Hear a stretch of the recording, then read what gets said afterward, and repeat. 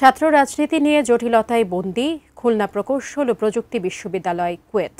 শিক্ষক শিক্ষার্থীদের পাল্টাপাল্টি আন্দোলন, উপাচার্যের পদত্যাগ এবং একের পর এক সংঘাত সংঘর্ষের ঘটনায় বন্ধ একাডেমিক কার্যক্রম।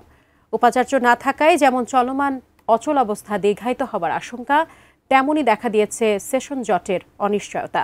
খুলনা বিভাগীয় প্রতিনিধি মোহাম্মদ অসীমের তথ্য ও ছবি নিয়ে ডেস্ক রিপোর্ট। গত 18 ফেব্রুয়ারি ছাত্র রাজনীতি নিষিদ্ধের দাবি কেন্দ্র করে সংঘর্ষ, আহত শতাধিক। এই ঘটনাকে কেন্দ্র করে শিক্ষার্থীদের আন্দোলনের মুখে উপাচার্য ও সহ উপাচার্যকে অপসারণ। শিক্ষক শিক্ষার্থীদের মুখোমুখি অভিযোগ, আন্দোলন অব্যাহত। পহেলা মে চুয়েটের অধ্যাপক মোহাম্মদ হযরত আলীকে অন্তর্বর্তী উপাচার্য হিসেবে নিয়োগ। 4.5 মাস ধরে এমনই অস্থির চিত্র খুলনা প্রকৌশল ও প্রযুক্তি বিশ্ববিদ্যালয় কুয়েটে।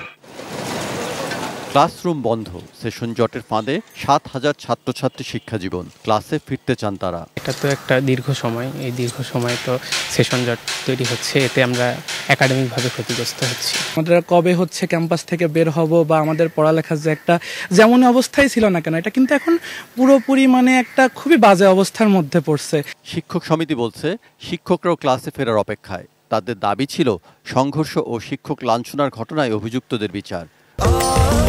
স্বাস্থ্যকর অল টাইম ফ্যামিলি কেক, সব সময় অল টাইম হেলদি লাইফ। উপাচার্য যত শিগগির আসবেন বিষয়টি ততই সহজ হবে।